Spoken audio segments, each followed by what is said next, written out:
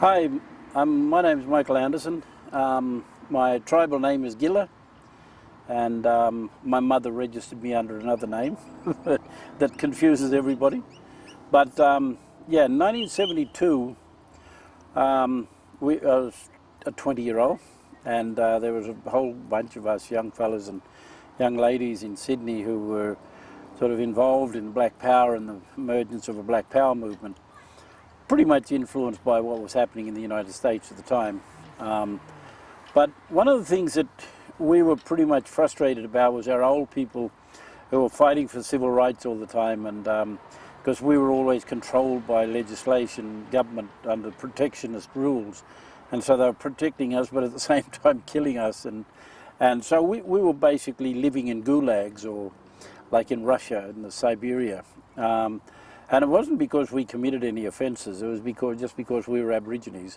So they were isolating us onto these reserves, and that was an English order to not kill the Aborigines anymore, but to let them die out in peace. And so the plan was that, you know, we were supposed to be all dying out, and we were a dying race. So, and of course the other thing was that there was a lot of white men workers who were coming onto our reserves, getting the young girls and fathering children, and the government started getting all these half-caste children with mixed blood of white and Aboriginal, and they separated them and they put them into homes. And anyway, and I grew up during this period, and just before the missions closed down, before these prisons were closed down, because I had a lot of family living on them, whereas my grandma and grandpa were always in the bush, and I and my mum were always in the bush, and my family, because we were always working. We looked after ourselves, and we were on our own traditional lands, and we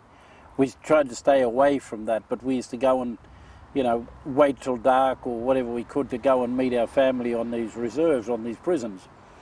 Anyway, so having grown up in all of that and listened to the old people talk about the killings and how our people took the land off us, and listening to the racism that was very much around at that time, and the fact that, you know, my grandmother was one of the young ones who was taken in 1914 when she was 12 and put out as a slave for 4 years, and 6 of her siblings, you know, were taken as well during this time. But they all found their way home to their mum. And so I'm listening to these as I'm growing up as a young fellow, and but my granddad was also a lawman. He was educated under our law and custom. He was a traditional man who was educated through our ceremonies. And so my grandfather and my great aunties, they all educated me to be the same, to begin to learn my law, learn all my traditions and customs, and also learn my language, yeah, which is Euahlayi. And you know, so when I talk to people, and if I meet other Aboriginal people, I ask them, yelling in the Euahlayi, which means, can you speak my language, you know? And so, you know, we have so many languages in this country. But anyway, after we got educated and we got through the high school system, and my generation was basically one of the ones that successfully went through the high school system, because before then a lot of white people did not want Aboriginal children in the schools with their white children, because they said we were dirty and we had lice and we had skin diseases, and so they didn't want us in the schools. And so, but fortunately we did get through a school system, and so succeeding in all of that, the old people kept saying, you know, to me, because I was learning the law, and my family come from a story of three sides of my family were classified by the British as the kings of their tribe, right? And so I'm a descendant, direct descendant of those kings, and they all they put me through law, made me get educated, and so they put me in as a leader, and they educated me from a young fellow up to take that leadership role. I came to Sydney not to start a Black Power movement. I came to Sydney to get educated in the white system, so that I could learn. And as my great auntie used to say, son, we want you to go to school, learn the white man language, lift up his word and tell us what's underneath it. Yeah? Now that was a wonderful description of saying, we know that they don't talk proper. These people tell a lot of lies, so we need you to find those words, have a look where the lie is underneath and tell us what trickery is in there, you know. And I never learnt that until after I studied law, yeah, in the university in Sydney and became a trained lawyer. And so I said, oh, okay, so this is what it really means, you know. But having come from that background, right, so my motivation was that I still had people out there who were I suppose they had this this state of hopelessness and despair, yeah, and they did not believe that they could ever get free, and the white man had them so wrapped up and so tied up that our people could not see a way through. So it was just passing the time waiting to die for a lot of our old people, you know, and they couldn't wait to die. But then they were still making children, and we were watching them die. So having got to Sydney, we started the Black Power movement. What was happening in America was influencing our minds as well in terms of civil rights and equal rights. But we had one trick up our sleeve, and that was that we knew where we came from. This was our country, yeah. And we also knew that we never ever beaten in a war by the British. And they've never declared a war, but they tried to kill us and shoot us out and do all sorts of things. But we survived. Now, so all of a sudden, in 1964, an Aboriginal group in the Northern Territory walked off the land and went back down to their own country and just squatted on their country. That was called the Ghurradjong. Yeah. And so we were very much influenced by that as young people. And let me just close this. Yeah, sorry. So we were very much influenced by what was happening with the old people walking off the country and walking back on their own land. So we started, and in Sydney at the time, there was a big movement with a lot of white people talking about the anti-Vietnam War, yeah?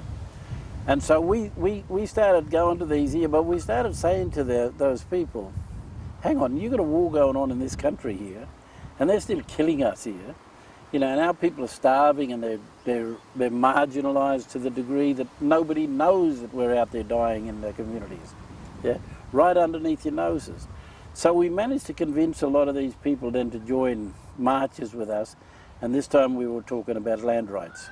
And so we really got going on land rights, and we were leading massive demonstrations throughout Sydney, Melbourne, Adelaide, Brisbane, all the cities. And so a lot of our people then became, and a lot of young people became much more encouraged by this. And so we started this new movement, new wave of opposition to colonialism in Australia. And then on the 26th of January, the Prime Minister, Billy McMahon, of the Liberal National Conservative government, came down with a policy on Aboriginal land. What are we going to do with this, you know? And his idea was, oh, we'll allow the leasing of land to Aborigines. And that went down like a lead balloon with us. We said, hey, hang on a minute, we own the land. Why would we want you to lease it to us? You know? This is not going to happen. And so that really spurred us on. And then we had a little demonstration in Sydney in front of Parliament House in Macquarie Street on the 26th of January 1972. And then we said, no, hang on a minute, Billy McMahon don't work here, he works in Canberra. And that's the parliament there he was in, this old Parliament House here. And we said, no, he works here. So we went back to a house of an Aboriginal colleague and his wife, and we went back to George Street, Erskineville, into the house. And the whole group, there was a whole group there of young Aboriginal people. And then we said, no, we're going to go to Canberra. Let's take the demonstration to them. Yeah? Let's get in their faces. And so then they were looking for volunteers. So I put my, you know, there was no volunteers. So I said, oh, well, I'll go down. And then two other colleagues, two other colleagues said, yes, we'll go. And so we then had to work out how are we going to get down to Canberra, because none of us had cars. Yeah, and so this fellow called Kevin Gilbert, who not been long out of prison, and he was on the licence, and he said, I know a fellow who might be able to, where we might be able to get you down to Canberra. So he and the lady who was driving him at the time, Kevin, they took us back to the Communist Party at the Trades Hall in Sydney, and we went back there, and then they said, oh yeah, there's a bloke called Noel Hazard. He said he was the photographer for the Tribune, the Chinese, for the Communist Party newspaper in Australia. He said, well, I'll drive you down. That's all right, because he's going to get, you know, fabulous shots, right? So so he drove us down here, and then we got into Canberra about 11:45 that evening. About 11:30, and we, right just here somewhere, not far from there, is where we put a beach umbrella up. It was raining that night, it was very cold, right? So I always thought that I put it up in the winter, but I put it up in the middle of summer, you know. So anyway, we put it up here, and the fellow who gave us the beach umbrella, he gave us a big plastic sheet that covered a mattress and some Hessian bags, and said, you guys are going to get wet over there. So we took the plastic and sat under the beach umbrella here. And then next morning, you know, at sunrise and everybody was going to work, this whole street was just clogged up with traffic, you know. Like here's these 4 Aboriginal fellas. The other fella, by about 8:30 in the morning, had already left to go back to Sydney. His name was Tony Curry. And 3 of us were still sitting here. And we were just looking at each other. We were saying, well, what now, boys? We said, well, don't know. Let's see what happens. Anyway, it worked out that here there's no law for camping here. There was no law in the Canberra, yeah. And so we were just as shocked as everyone else that nobody could have the authority to move us. No one, yeah. So we're sitting there quite happy, and then about 7:30 in the morning, these 2 women came and they had 2 tents. They said, oh, this here it's raining and it's going to rain all week, so you guys, it might be nice to have an umbrella, have some tents to sleep in. Yeah. So they bought, and they were from the Quakers, so they bought the 2 tents, and then they bought a big pot of soup for breakfast for us, you know, that morning. So it was lovely. And then all of a sudden we had the media, and the police came. Police Commissioner Gibson came here and said, how long do you blokes intend to stay here protesting? And Billy Craigie, I remember saying, he said, until you give us land rights. and the reply from the police was that that's going to be a long time. So anyway, here we are, you know, almost 50 years later, and there's still a presence here, and this is an embarrassment, yeah, because quite frankly, Australia is still very much a colony of England, yeah. Unlike other parts of the world where colonisation has ceased, but like everywhere else in the world as well, even though where colonisation has in fact ceased, the fact is they've forgotten about the Indigenous people, yeah. So they've given the dominant societies rights to self-government.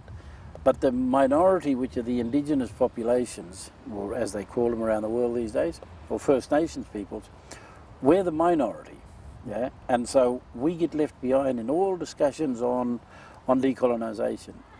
And so I've committed myself now into my older age that I intend to call together and motivate a world conference just of Indigenous people for us now to do what they did in Africa when the African people, the majority of the African people back in the 60s, 50s and 40s, 50s and 60s and right up to the 70s in some cases, where they decided that we're not going to have this anymore and we want to be decolonised and we want to govern ourselves, we want to self-govern ourselves. So yeah, I think First Nations people around the world have not yet made that move. Yeah, and so we're very much controlled by the dominant society, and in our case here, this is an occupation, and it's by their own admission in their parliament up here that they're an occupation of a land that we still own, we still have title to. That's why we say always was, always will be, and that's why we say sovereignty never ceded, because we've never had any negotiation, we've never had any talks to them. And this year, and I've been saying this for a long time, but this year the High Court of Australia said in the case called Thoms and Love in February of 2020, the High Court of Australia said that Aboriginal people are neither citizens nor aliens. Okay, so with that being the case, what law applies to us? Yeah. Our law. Our law applies to us.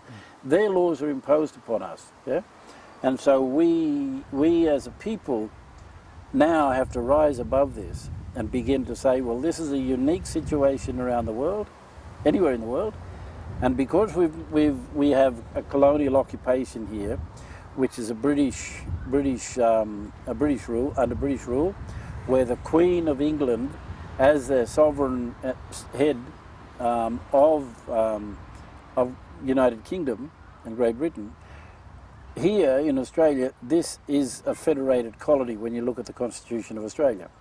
So it's a federation of colonial states, right? So what we're saying to them now is that we have to talk. Yeah? We have to. You cannot make wrong or right a wrong if you're going to do another wrong, yeah, to try and do it. And so a lot of our people are now sort of focusing on how do we do this, how do we get this going. But what we have to do is first educate our people of what their rights are, yeah? Because if they don't know what their rights are, they will be cheated. They will be cheated constantly. And you see, and when you play the poverty card, not just the race card, but when you pay the poverty card, then the people have nothing to go to. You know, so you're trying to look after your family, you're trying to do the best for your family. You're trying to survive in a society where you are riddled with poverty, yeah? And poverty not just in material possessions, but poverty in terms of education, in terms of your own culture, because it's been ripped away from a lot of our people. And so this is an enormous struggle for us.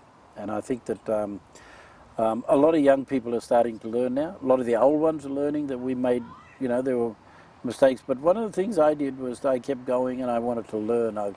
You know, when I studied law, I thought, no, there's more to this. I want to find out what it is. And I want to find out a little bit more about colonialism, and I want to find out about what is it that Australia did wrong and Britain did wrong. And we all know what they did wrong. Now, of course, even white constitutional experts in Australia say to Aboriginal people, they're not going to give you sovereignty, because then they have to walk out of Parliament and let you take over, right? Because they have no power to rule. But, so what we have to do is become very smart. And the only way we're going to become smart is to become aware of what our rights are, as a people who've never been defeated in war, as a people who have our inherent sovereignty remaining, right, to this day. We've never traded it off for anything, yeah? Even though they like to say that native title is a process of now trading off Aboriginal rights, right, for certain gains, but that's only to do with mining companies. That's more to do with all that. It's not about a recognition or giving back land or compensating them for it, no. So this embassy, to this day, as I say to a lot of people, its silence is deafening. Yeah? The fact that it's here represents that there is another nation state here somewhere, and that the word embassy basically means, for us, if in the real sense, is that we're a diplomatic group, yeah, a foreign diplomatic group, who have got nothing to do with the ruling parties in this country, right? And there are a lot of other Aboriginal nations across this country. We all have different languages, yeah. We have different lands, we have different stories, yeah, with different laws, to a large degree. But we are connected through spirit, through the creation of everything that happened in this country. We are unique in that sense, yeah. And so what we're doing now is that every nation now has to fight their own battle. And the embassy here is a voice through which they could come. And so when something's happening somewhere in the Northern Territory or West Australia or Queensland, well then we here, and the embassy here, the people who are here now manning it, will take up that cause and get up to Parliament House and put on a demonstration saying, this is what's happening to these people here, this is what's happening to those people there, you know. And some of them come down here to the embassy And then the embassy's always been a motivation. It's been a doorway up into that Parliament House up there. So it serves an enormous purpose, and like I say, the fact that it's still here, right, speaks volumes for the commitment of our people. And I applaud those young ones who still here and man it today, and other people who man it, because it takes a lot to put yourself on the line like that, and then live in caravans and live in tents, and and just live off the wishes and good faith of people who come and make donations and want to do something, want to support it. So I think when we put this embassy up, I think a lot of people feared what was going to happen. But one thing we found out was that they were not prepared for it. The British colonisers were not prepared for it. They had no idea how to deal with it, and to this day they still don't know how to deal with it. And so, yeah, its importance is beyond description in terms of the English language or anyone else's language. Yeah. Okay.